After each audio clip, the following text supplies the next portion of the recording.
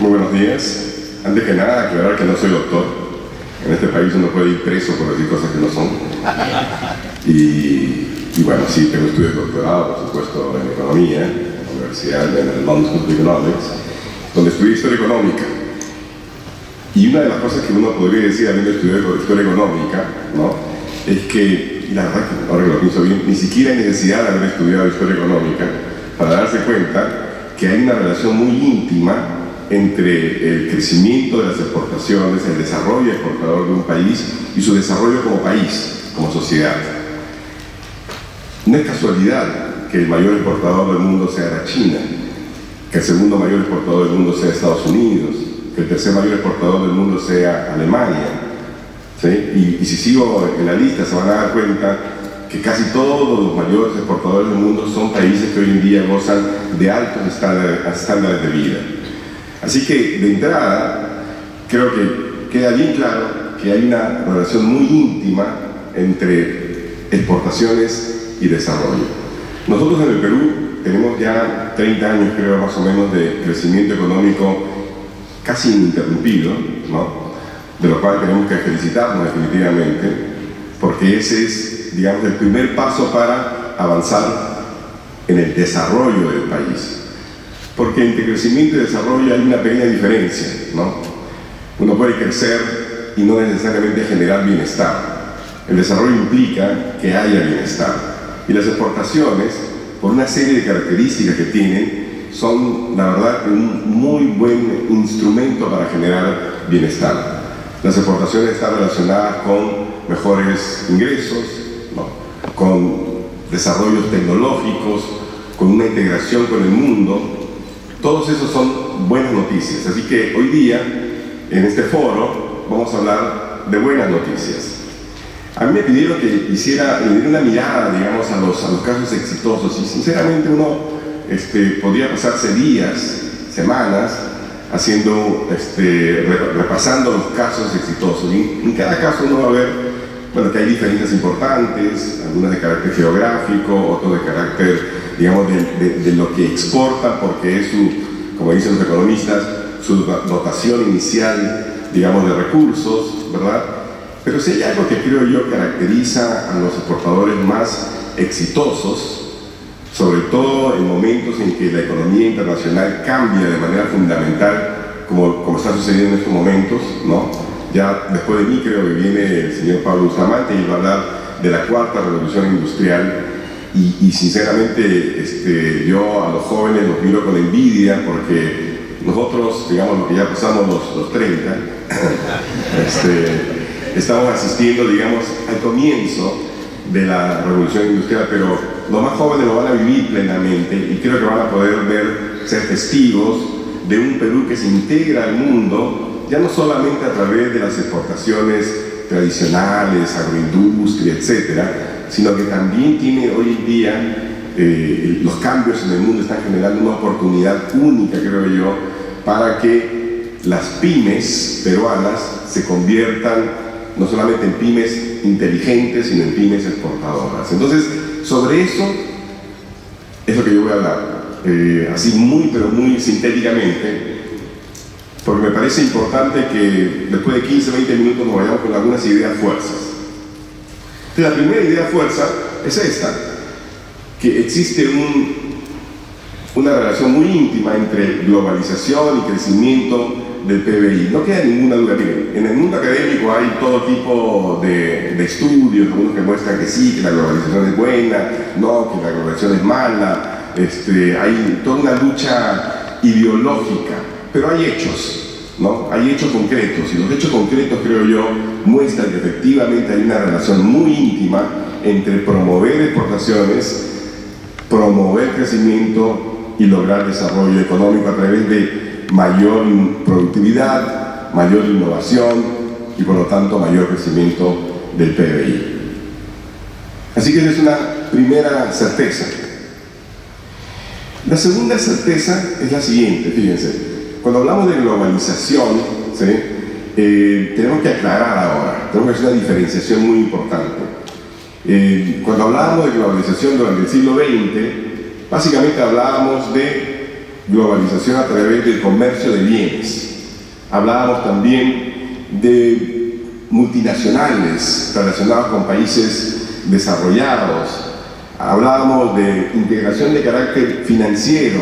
Hablábamos de la importancia tremenda de la infraestructura física. Hablábamos también de los flujos de dinero de un lado a otro, ¿sí? De todo eso hablábamos. Eso era la globalización en el siglo pasado, ¿sí? De hecho, algunas de las crisis internacionales importantes que sufrimos el siglo pasado no nos afectaron mucho a nosotros porque la verdad es que en ese sentido no estábamos muy bien integrados. Pero el nuevo siglo está marcando un tipo diferente de globalización, donde ya el tema del comercio de bienes deja de ser tan importante, ¿sí? Donde lo más importante es el comercio de información, de datos. Cada vez que ustedes utilizan su celular para ver qué sucede en el mundo, para bajarse una aplicación o para, no sé, un PDF de alguna investigación, etcétera, están lanzando datos y recogiendo datos. Vamos a ver que ese es el mayor flujo en esta globalización del siglo XXI.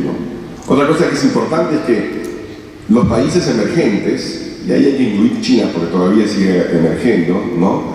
Hoy en día significa casi un quinto, un 25%, alrededor del 25% de todo lo que significa el comercio de bienes, de financieros, de personas, etcétera, del mundo. Es decir, la participación de los países emergentes es muchísimo mayor que la que había en el siglo pasado. Otro aspecto muy importante es que lo que está fluyendo también mucho y cada vez con mayor rapidez es el conocimiento, las ideas. Antes se escribía un libro en Estados Unidos y pasaba pues una década antes de que fuera traducido aquí al español y hiciera parte, digamos, del compendio de conocimiento del país. Hoy en día eso es inmediato. Hoy en día el conocimiento está a la vuelta de la esquina. Y por eso es que ya uno no puede sorprender a nadie cuando viene de viaje con alguna novedad porque ya está aquí, en todo sentido, desde el punto de vista cultural, tecnológico, científico, y eso es muy bueno.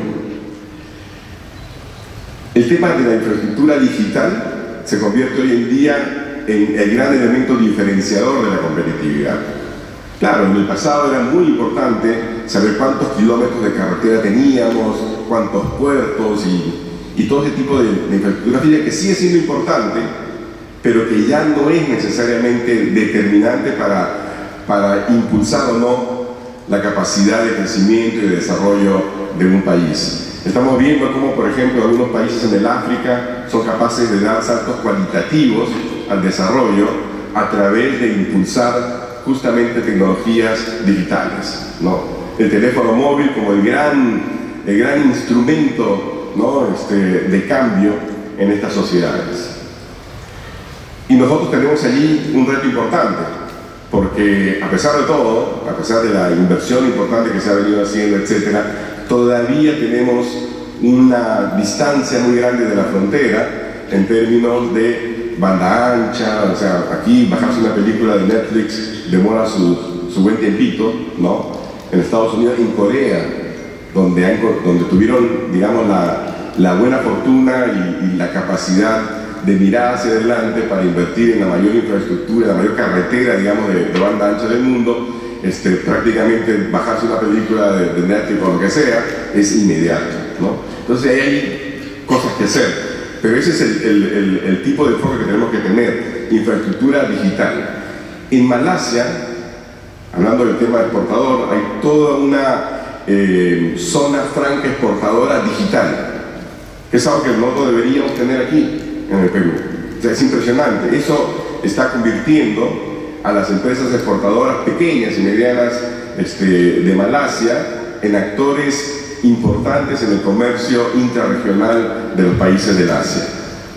Ese es un ejemplo, por ejemplo, que nosotros debemos mirar con mucha atención, porque podría significar incorporar a cientos de empresas pequeñas y medianas del país que podrían convertirse en grandes exportadoras, porque este cambio, esta globalización del siglo XXI si la queremos, digamos, resumir en algunas ideas fuera, sería así. Hoy en día nacen empresas globales chiquititas, ¿sí? Pero desde que nacen son de carácter global. Hoy en día se hacen productos que son realmente globales. El iPhone que ustedes usan es el mismo en Japón, es el mismo en Rusia, es el mismo en Vietnam, en todas partes, ¿sí?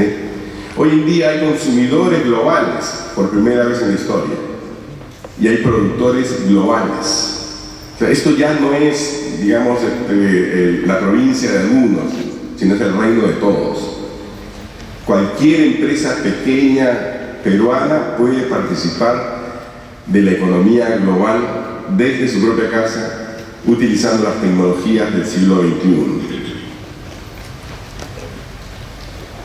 Tan importante también en esta globalización del siglo XXI, ¿no?, es ese acceso a la información inmediata, ¿no?, y la generación de nuevas formas también de relacionarse entre las personas, e incluso nuevas formas de gobierno, incluyendo nuevas formas de hacer política.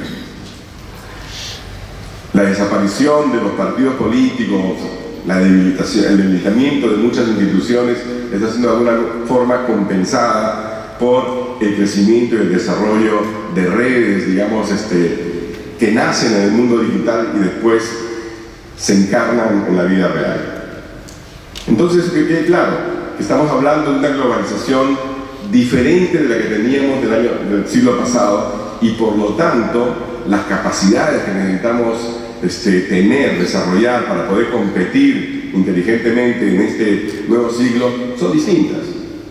Veamos un poquitito el tema de la globalización digital, que es quizás el aspecto más cambiante, ¿no? Les decía, antes hablábamos de globalización y hablábamos básicamente de comercio de bienes. Luego, durante la última parte del siglo XX, empezó una integración financiera muy importante. Pero miren cómo crece finalmente el intercambio de datos. Ha crecido 45 veces en una década, de 2005 a 2014. ¿Sí?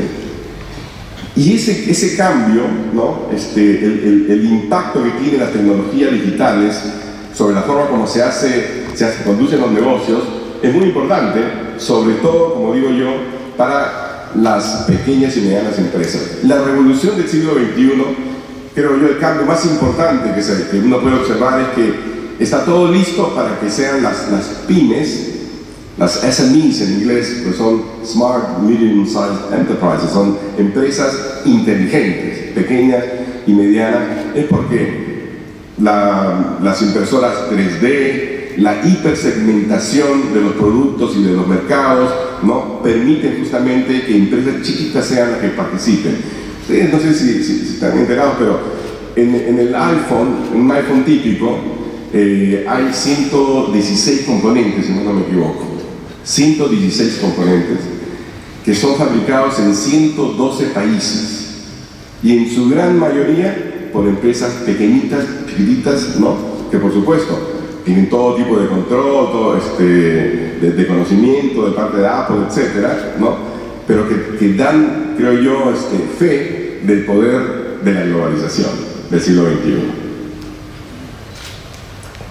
Ahora, ¿qué tan bien conectado está el Perú en este mundo globalizado? Un buen indicador es uno que desarrolla McKinsey, el grupo consultor, ¿ya?, que le llama índice de conectividad, que es fascinante porque justamente mide, ¿no?, la conectividad, ya no solamente mirando los bienes, que aquí se dicen goods en inglés, ¿no?, sino también el comercio de servicios, la integración financiera, la integración de la gente, la migración, ¿sí?, y la integración de datos. Y allí vemos, por ejemplo, que el país más integrado del mundo es Singapur, que tiene, o sea, que es el primero, digamos, en términos de comercio, de servicios, el número 2, de finanzas, etc. Y aquí hay un concepto bien interesante, dice flow value, ¿no?, el valor de los flujos. El valor de los flujos, o sea, sumado a las exportaciones, importaciones, reexportaciones y todo lo demás, es de 1 trillón, 1.4 trillones o sea, billones en castellano, ¿no? Eso significa que ese flujo es más o menos, bueno, no más o menos, es 4.5 veces el tamaño de su PBI. Tremendamente integrado, ¿no? Un país que, a propósito, tiene creo que la primera industria petroquímica o la segunda industria petroquímica del mundo y no tiene petróleo. ¿Okay? Otro país que también destaca son Holanda, Estados Unidos, país muy integrado, muy abierto, ¿sí? Alemania, etc. Si seguimos mirando hacia abajo, a propósito he hecho algunos saltos en el ranking, porque quería comparar un poco al Perú con algunos de sus competidores inmediatos, que son los países de la Alianza del Pacífico, ¿no? Vemos, por ejemplo, que México es un país altamente integrado al mundo, ocupa el puesto 21, ¿sí? Y el total, de su intensidad de flujo es del 80% de su PBI. En el caso de Chile, también tiene una mayor intensidad de integración con el mundo, y Perú está justo por debajo. Colombia, sorprendentemente, está muy por debajo, ya ni siquiera lo puse en el cuadro ¿no? Pero lo que nos quiere decir este cuadro, fíjense, es que la integración en este mundo globalizado del siglo XXI, si ustedes empiezan a mirar cada uno de los países, está relacionada con posición geográfica, está relacionada con dotación inicial de recursos, etc. Pero en ningún caso, ni la geografía, ni la dotación inicial de recursos es destino. ¿Okay? Eso es muy importante. Por mucho tiempo, por ejemplo, en el caso de México se decía, no, tan cerca de Estados Unidos y tan lejos de Dios, ¿verdad? Hoy en día, México está utilizando inteligentemente el estar al lado de los Estados Unidos. Han logrado desde que se abrió el mercado del NAFTA, ¿no? Han logrado hacer su economía mucho más compleja, en el sentido de que tiene muchos más sectores exportadores, una relación mucho más íntima con la economía norteamericana, es decir, ha aprovechado inteligentemente su cercanía geográfica. Nosotros todavía no hemos utilizado o no usamos, nuestra cercanía en el tiempo y geográfica de la forma como podríamos hacer, ¿no? Por ejemplo, yo he estado efectivamente en Nueva York, voy muy seguido, ¿no? Y la última vez que me hice unas pruebas médicas, ¿no? Los resultados fueron casi inmediatos y me pongo a preguntar cómo los hacen, ¿no? Así de inmediato. Y tenemos a alguien en Pakistán que hace la lectura, ¿sí? de tu resultado, nos manda en Pakistán. Usted está durmiendo ahí en Pakistán. Pero nosotros podríamos hacer eso se llama nearshoring. Es toda una estrategia de desarrollo exportador de servicios, evidentemente, utilizando el conocimiento, por supuesto, con precios diferentes, con costos diferentes en países emergentes. Nosotros tenemos la ventaja de que estamos en el mismo uso horario del gran mercado, que es el mercado de los Estados Unidos. Entonces, en términos de conectividad, ¿el Perú es un país abierto? Sí. ¿Es un país que puede mejorar su nivel de conectividad en términos de comercio? Sí. ¿Solamente de comercio? No. Tiene que mejorar muchísimo, por ejemplo, en términos de su integración por el lado de servicios, ¿no? Por el lado de las finanzas. Tenemos finanzas, la verdad, medio cortadas, ¿no? No estamos muy integrados a las finanzas internacionales. Como dije, uno tiene que escoger con quién se compara, ¿no? Y entonces dije, bueno, demos una miradita al tema de la Alianza del Pacífico, que es parte del futuro, justamente es parte al compartir este corredor tan importante que es el Pacífico, y verificando que efectivamente durante los últimos 2-3 décadas está produciendo este movimiento del centro económico del mundo, del oeste al este, ¿sí? Y que nosotros justamente estamos en el corredor del Pacífico. Le di una mirada al Doing Business, a este índice que genera, digamos, el Banco Mundial, para ver de manera comparativa a los países de Chile, México, Colombia y Perú, pero específicamente en el caso exportador, un poco para ver de dónde partimos, ¿no? En nuestra competencia, porque al fin y al cabo es una competencia, ¿no? Amigable o no con ellos. Y lo que vemos es que si nos comparamos con la frontera, ese DTF es justamente eso, Distance to Frontier, ¿no? La distancia a la frontera, vemos que México y Chile están por delante del Perú y Colombia está muy por debajo del Perú. Y esto se explica por algunos indicadores, como por ejemplo, cuántas horas cuesta, ¿sí?, cumplir con toda la documentación para exportar. En el caso de México apenas 8 horas, en el caso del Perú 48 horas. Miren la distancia que hay y la necesidad, por supuesto, entonces de agilizar trámites, de tener quizás plataformas digitales más inteligentes, ¿verdad?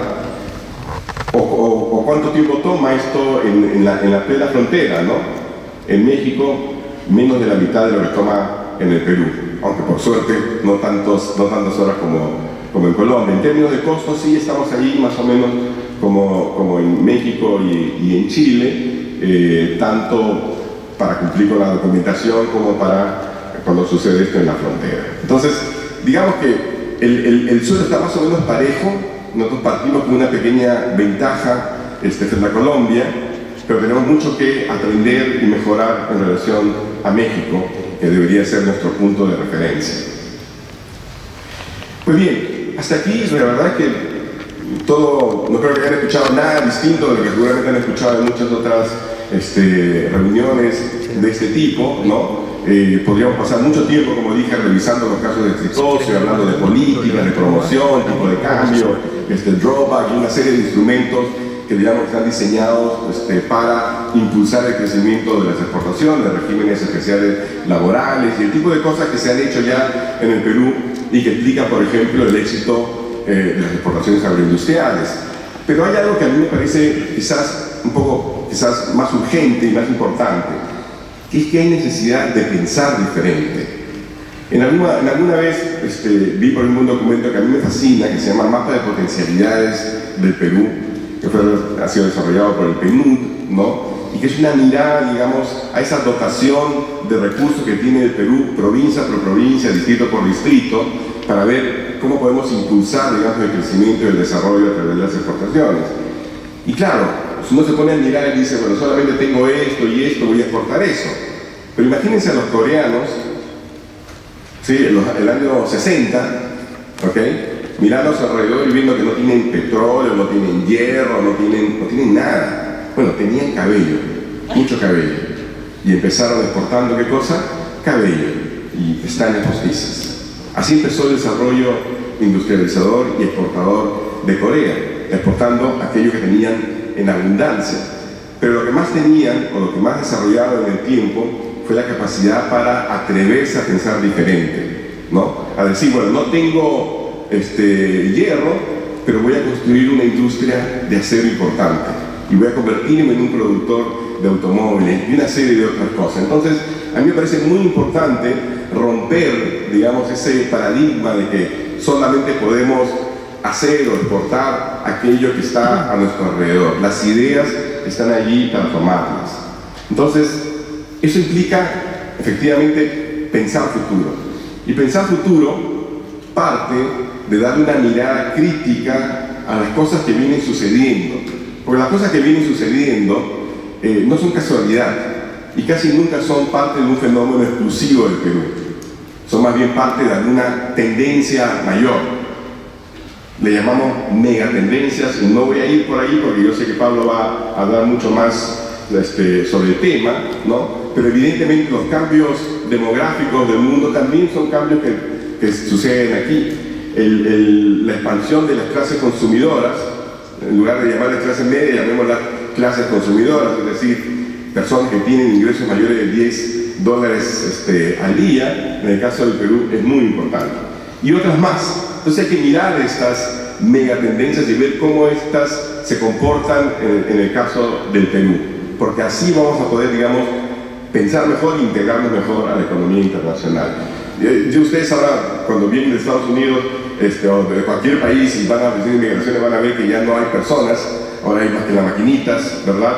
Es decir, el mundo está cambiando, el mundo del empleo está cambiando rápidamente, esto va a tiene ya un impacto sobre la economía nacional. Y es muy importante porque, fíjese, si el potencial que tenemos nosotros como país de automatización es tremendo. Claro, por un lado uno dice que bueno, porque esto implica mayor productividad, pero por otro lado significa también un peligro, ¿no? O un riesgo, porque puede significar cantidad de gente sin mayor empleo, ¿verdad? Entonces ahí tenemos una tarea que debería ser justamente llevada hacia la promoción de actividades exportadoras de pequeñas y medianas empresas, que por ahí es donde yo veo la solución. Entonces, para resumir, porque me ha dicho que tengo un minuto nada más, lo que quisiera dejar es esto: no miren hacia atrás, ¿verdad? El futuro no se construye mirando por el espejo retrovisor, hay que mirar hacia adelante. Hay que invertir en capital humano, si lo decimos todo, pero hay que entender que esto tiene una razón de ser, y es que la competencia de la globalización del siglo XXI exige nuevas habilidades. Hay que aprender inglés, porque lo quiera o no, por los próximos 30, 50 años, el mundo va a ser cada vez un mundo más bilingüe, inglés como principal idioma, no chino. En China hay 7 millones de personas aprendiendo inglés, solamente en China.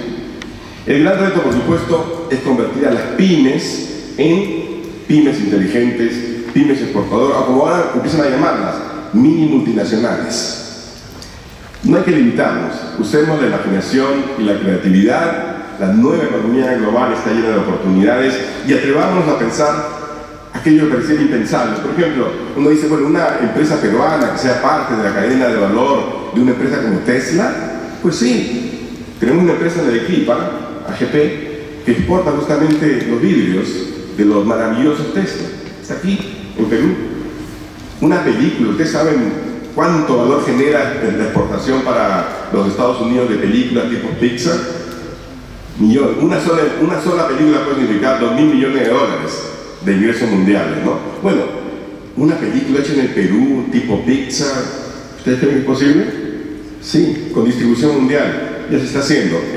Creo que hacia marzo del próximo año va a salir, o junio del próximo año va a salir al aire, y de repente tengo una voz yo en la película, así que creo que voy a ser la voz del mando.